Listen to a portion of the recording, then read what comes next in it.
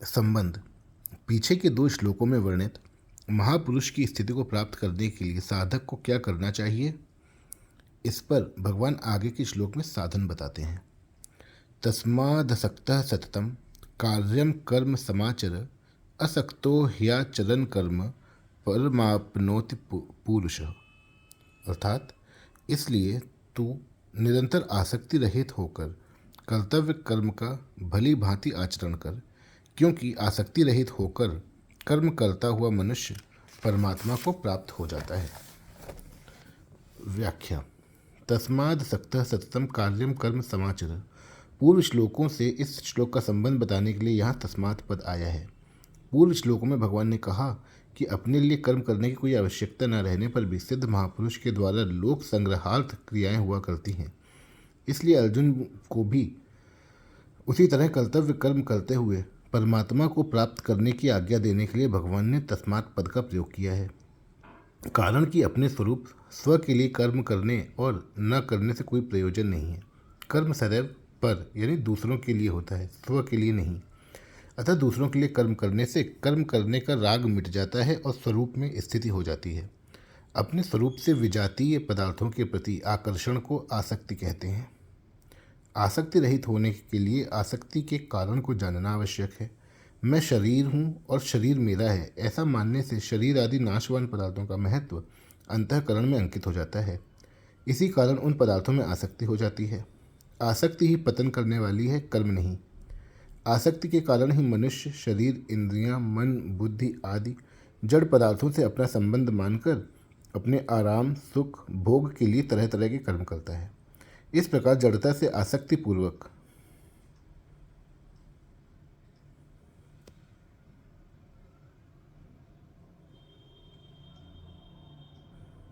माना हुआ संबंध ही मनुष्य के बारंबार जन्म मरण का कारण होता है। कारणम गुण संगो से सद सद्यो निजन्मसु। आसक्ति रहित होकर कर्म करने से जड़ता से संबंध विच्छेद हो जाता है।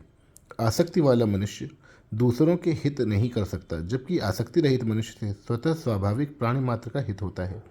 उसके सभी कर्म केवल दूसरों के हितार्थ होते हैं। संसार से प्राप्त सामग्री से हमने अभी तक अपने लिए ही कर्म किए हैं, उसको अपने ही सुख भोग और संग्रह में लगाया है।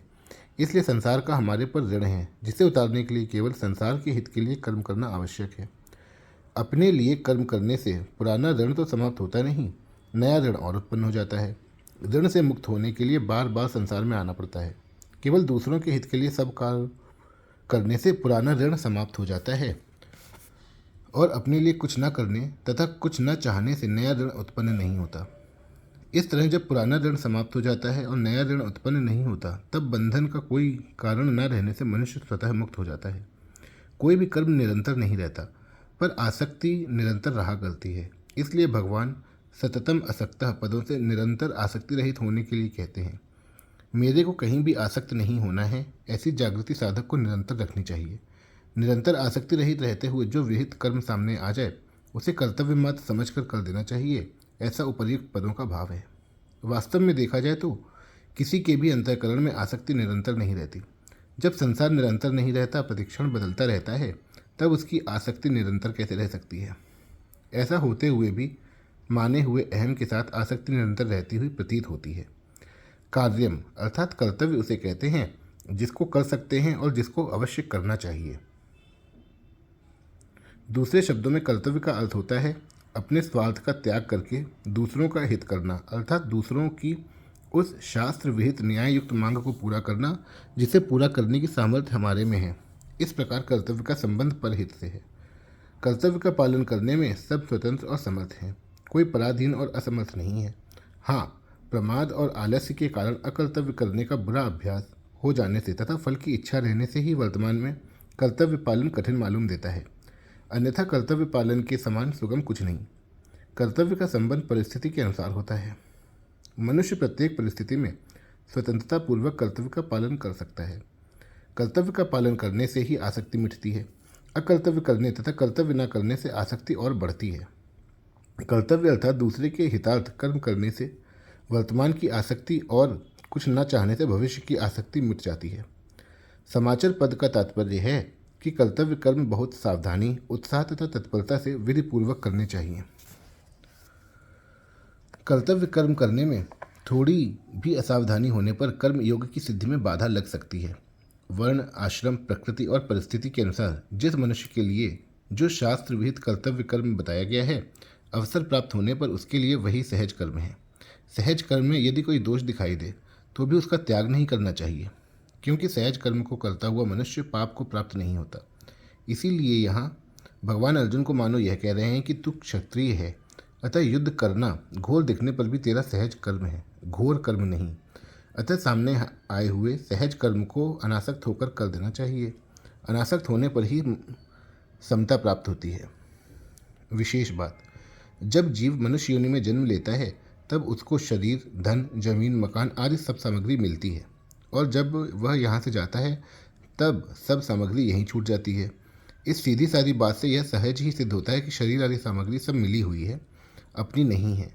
जैसे मनुष्य काम करने के लिए किसी कार्यालय में जाता है तो उसे कुर्सी, मेज, कागज आदि सब सामग्री कार्यालय का काम करने के लिए ही मिलती है, अपनी मानकर घर ले जाने के लिए नहीं। ऐसे ही मनुष्य को संसार में शरीर आदि सब सामग्री संसार का काम करने के लिए मिली है, अपनी मानने के लिए नहीं। मनुष्य तत्परता और उत्साहपूर्वक कार्यालय का काम करता है तो उस काम के बदले में उसे वेतन मिलता है। काम कार्यालय के लिए होता है और वेतन अपने लिए। इसी प्रकार संसार के लिए ही सब काम करने से संसार से संबंध विच्छेद हो जाता है और योग का अनुभव होता है। कर्म और योग दोनों मिलकर कर्म योग कहलाता है। कर्म संसार के लिए होता है और योग अपने लिए। यह योग ही मानो वेतन है। संसार साधन का क्षेत्र है। यहाँ प्रत्येक सामग्री साधन के लिए मिलती है, भोग और संग्रह के लिए कदापि नहीं। सांसारिक सामग्री अपनी और अपने लिए है ही नहीं। अपनी वस्तु परमात्म तत्व मिलने पर फिर अन्य किसी वस्तु को पाने की इच्छा नहीं रहती। परंतु सांसारिक वस्तुएं चाहे जितनी प्राप्त हो जाए, पर उन्हें पाने की इच्छा कभी मिटती नहीं, प्रत्युत और बढ़ती है। जब मनुष्य मिली हुई वस्तु को अपनी और अपने लिए मान लेता है तब वह अपनी इस भूल के कारण बंध जाता है। इस भूल को मिटाने के लिए कर्मयोग का अनुष्ठान ही सुगम और श्रेष्ठ उपाय है। कर्मयोगी किसी भी वस्तु को अपनी और अपने लिए न मानते हुए उसे दूसरों की सेवा में उन्हीं की मानकर लगाता है, अतः वह सुगमतापूर्वक संसार बंधन से मुक्त हो जाता है। कर्म तो सभी प्राणी किया करते हैं, पर साधारण प्राणी और कर्मयोगी द्वारा किए गए कर्मों में बड़ा भारी अंतर होता है। साधारण मनुष्य कर्मी आसक्ति, ममता, कामना आदि को साथ रखते हुए कर्म करता है और कर्म योगी आसक्ति, ममता, कामना आदि को छोड़कर कर्म करता है। कर्मी के कर्मों का प्रवाह अपनी तरफ होता है और कर्मयोगी के कर्मों का प्रवाह संसार की तरफ। इसलिए कर्मी बंधता है और कर्मयोगी मुक्त होता है। असक्तो या चरण कर्म, मनुष्य ही आसक्ति पूर्वक संसार से अपना संबंध जोड़ता है, संसार नहीं। अतः मनुष्य का कर्तव्य यह है वह संसार के हित के लिए ही सब कर्म करे और बदले में उनका कोई फल न चाहे। इस प्रकार आसक्ति रहित होकर, अर्थात मुझे किसी से कुछ नहीं चाहिए, इस भाव से संसार के लिए कर्म करने से संसार से स्वतः संबंध विच्छेद हो जाता है। कर्मयोगी संसार की सेवा करने से, वर्तमान की वस्तुओं से और कुछ न चाहने से भविष्य की वस्तुओं से संबंध विच्छेद करता है। मेले में स्वयं सेवक अपना कर्तव्य समझकर दिन भर यात्रियों की सेवा करते हैं और बदले में किसी से कुछ नहीं चाहते। अतः रात्रि में सोते समय उन्हें किसी की याद नहीं आती, कारण कि सेवा करते समय उन्होंने किसी से कुछ नहीं चाहा। इसी प्रकार जो सेवा भाव से दूसरों के लिए ही सब कर्म करता है और किसी से मान, बड़ाई आदि कुछ नहीं चाहता, उसे संसार की याद तक नहीं आती। वह सुगमतापूर्वक संसार बंधन से मुक्त हो जाता है। कर्म तो सभी किया करते हैं, पर कर्म योग तभी होता है जब आसक्ति रहित होकर दूसरे के लिए कर्म किए जाते हैं। आसक्ति शास्त्र विहित कर्तव्य कर्म करने से ही मिट सकती है। धर्मम ते विरति, शास्त्र निषिद्ध कर्म प्राप्त करने से आसक्ति कभी नहीं मिट सकती। पर मापनोति पुरुषः, जैसे 13वें अध्याय के 34वें श्लोक में भगवान ने परम पद से सांख्य योगी के परमात्मा के प्राप्त होने की बात कही, ऐसे ही यहाँ परम पद से कर्मयोगी के परमात्मा को प्राप्त होने की बात कहते हैं। तात्पर्य यह है कि साधक किसी भी मार्ग, कर्मयोग, ज्ञान योग या भक्ति योग पर क्यों न चले, उसके द्वारा प्राप्तव्य वस्तु एक परमात्मा ही है। प्राप्तव्य तत्व वही हो सकता है जिसकी प्राप्ति में विकल्प, संदेह और निराशा न हो, तथा जो सदा हो, सब देश में हो, सब काल में हो, सभी के लिए हो, सबका अपना हो और किसी तत्व से कोई कभी किसी अवस्था में किंचन मात्र भी अलग ना हो सके। अर्थात जो सबका सदा अभिन्न रूप से स्वतः प्राप्त हो। मार्मिक बात, जिसमें कर्तृत्व नहीं है, उस परमात्मा के साथ प्राणी मात्र की स्वतः सिद्ध एकता है। साधक से भूल यह होती है कि वह इस वास्तविकता की तरफ ध्यान नहीं देता। जिस तरह झूला कितनी ही तेजी से आगे पीछे क्यों न जाए, हर बार वह समता में आता ही है, अर्थात जहाँ से झूले की रस्सी बंधी है उसकी सीध में एक बार आता ही है। उसी प्रकार प्रत्येक क्रिया के बाद अक्रिय अवस्था आती ही है। दूसरे शब्दों में, पहली क्रिया के अंत तथा दूसरी क्रिया के आरंभ के बीच, प्रत्येक संकल्प तथा विकल्प के बीच समता रहती ही है। दूसरी बात, यदि वास्तविक दृष्टि से देखा जाए तो झूला चलते हुए भी निरंतर समता में ही रहता है, अर्थात झूला आगे पीछे जाते समय भी निरंतर सीध में ही रहता है। इसी प्रकार जीव भी प्रत्येक क्रिया में समता में ही स्थित रहता है। परमात्मा से उसकी एकता निरंतर रहती है। क्रिया करते समय समता में स्थिति न देखने पर भी वास्तव में समता रहती ही है। जिसका कोई अनुभव करना चाहे तो क्रिया समाप्त होते ही अनुभव हो जाता है। यदि साधक इस विषय में निरंतर सावधान रहे तो उसे निरंतर रहने वाली समता या परमात्मा से अपनी एकता का अनुभव हो जाता है, जहाँ कर्तृत्व नहीं। माने हुए कर्तृत्वाभिमान को मिटाने के लिए प्रतीति और प्राप्त का भेद समझ लेना आवश्यक है। जो दिखता है पर मिलता नहीं उसे प्रतीति कहते हैं, और जो मिलता है पर दिखता नहीं उसे प्राप्त कहते हैं।